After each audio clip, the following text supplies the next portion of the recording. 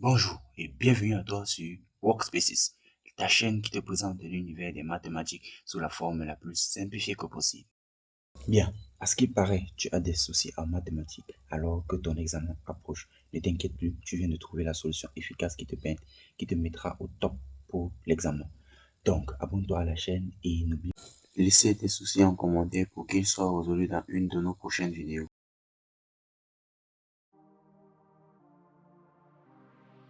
Bonjour et bienvenue à vous dans cette nouvelle vidéo des spéciales prépa baccalauréat. Alors aujourd'hui nous allons traiter essentiellement les fonctions logarithmes des périens. Pourquoi nous avons pensé à traiter cela? Nous voyons que vous rencontrez de plus en plus de difficultés à appréhender la notion de logarithme des périens. Alors nous allons vous expliquer un peu le cours et faire certains exercices types qui vont vous dresser en fait comment se comporter face à un exercice où il y a le logarithme des périens. Pour cela, nous allons commencer par l'explication du cours. Et l'explication du cours va se dérouler en plusieurs étapes. Nous vous présentons d'abord la lutte de la courbe ln de x pour que vous ayez toujours en tête de comment cette courbe se croît et où elle commence. Ça vous permet de développer son domaine de définition.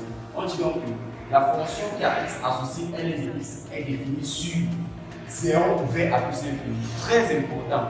La fonction qui a x associée ln de x est définie sur 0 vers plus l'infini. Et la limite de sa courbe est la suivante. Vous remarquez bien, on commence toujours sur les x positifs. On trace la courbe de ln de x toujours sur les x positifs. C'est pour ça qu'en 0, cette courbe tend vers moins l'infini parce qu'elle descend, ça n'a jamais s'arrêter. Donc elle tend vers moins l'infini.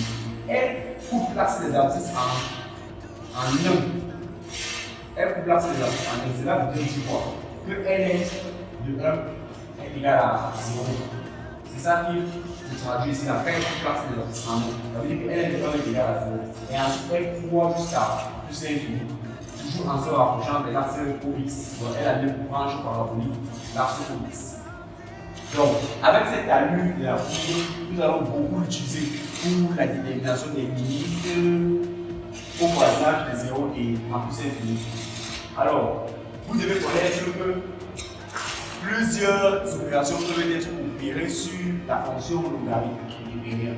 À savoir, si on a deux nombres réels strictement positifs, ne l'oubliez jamais.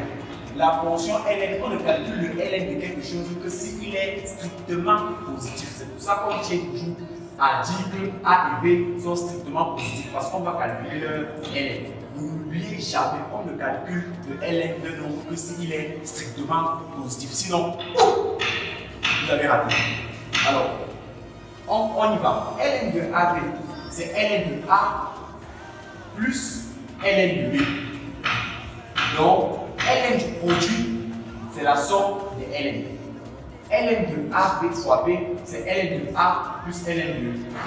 Ça veut dire quoi? Si vous avez ln de 2 fois 3, c'est égal à ln de 2 plus ln de 3. Ok. Maintenant, ensuite, ln de A sur B, c'est égal à ln de A moins ln de B. Donc ln de A sur B, c'est ln de A moins ln de B.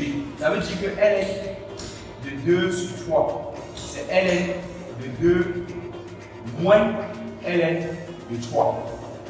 Ok. On a ln de 1 sur A, c'est moins ln de A. ln de 1 sur A, c'est moins ln de A. Donc ln de 1 sur 3, c'est moins ln de 3. On continue. ln de A à la puissance R. La puissance sort du ln. Ça devient R ln de A. Donc ln de A à la puissance R, c'est R ln de A. ln de A est égal à B. Cela voudrait dire que A égale à B. Donc, si j'ai ln de A égale à ln de B, je veux par exemple résoudre une équation. ln de A égale à ln de B, ça veut dire que A égale à B. Sachant bien sûr que A et B sont strictement positifs. Maintenant, si j'ai ln de A inférieur à ln de B, ça veut dire que A est inférieur à B.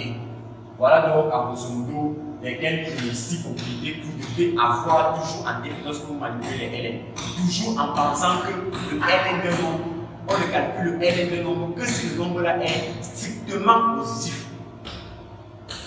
Ok. Là maintenant, nous allons donc présenter quelques limites usuelles que nous pouvons avoir avec les ln. Si vous remarquez bien, la courbe du ln était quelque chose de la sorte.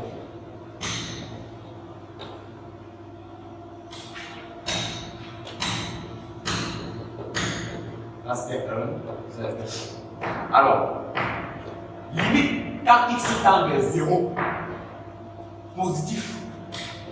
Parce que pourquoi on dit 0 ou plus? C'est pour dire 0 positif. 0 en étant plus grand que 0.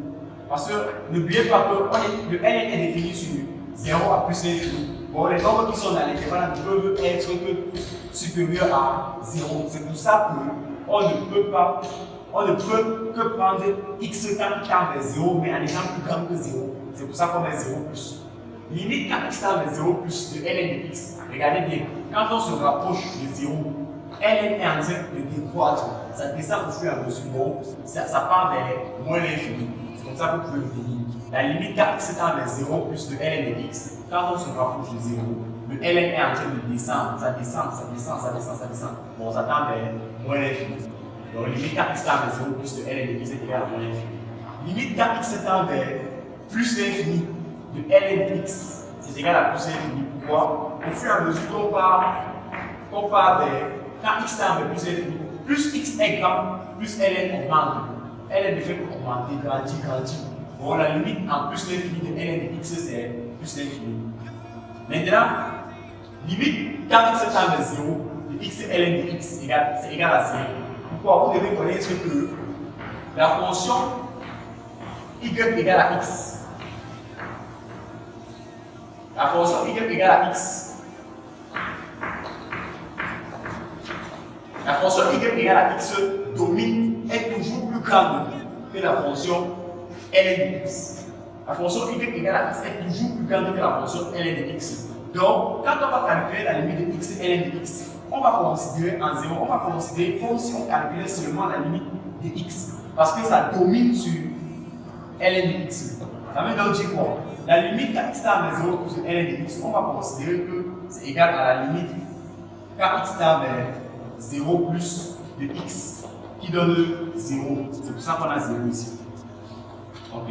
Ensuite, limite quand x tend vers plus l'infini de ln de x sur x. Je vous ai dit, la fonction qui a x, la fonction y égale à x domine la fonction ln de x. Bon, quand vous allez calculer ça, c'est un peu comme si vous calculez la limite quand x tend vers plus l'infini de 1 sur x, qui donne donc, évidemment, on connaît que ça donne 0. Alors, c'est pour ça qu'ici on a 0. Pourquoi? N'oubliez pas, gardez toujours ça en tête, il faudra toujours utiliser le fait que la fonction y égale à x domine la fonction ln de x. Toujours, vous devez toujours l'utiliser. Ok.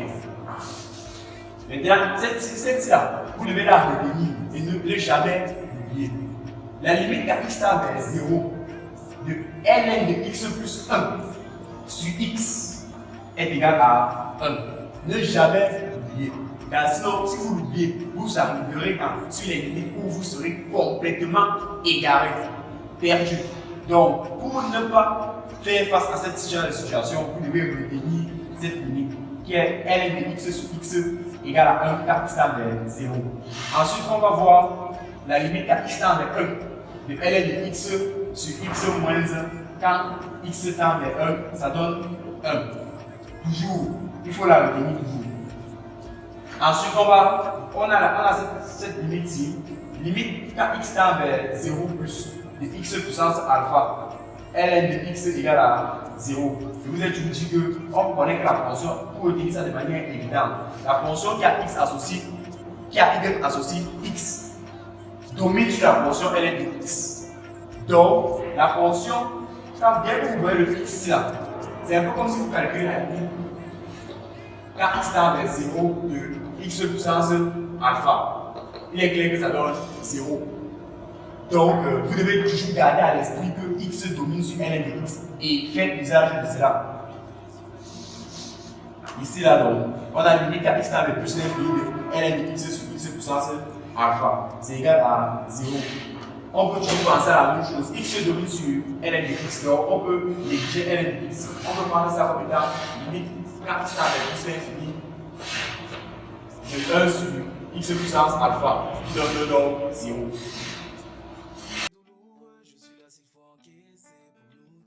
Alors, c'est la fin de cette vidéo. Si tu as des questions, des parties incomprises, n'oublie pas de les laisser en commentaire et surtout abonne-toi à la chaîne et à la prochaine vidéo.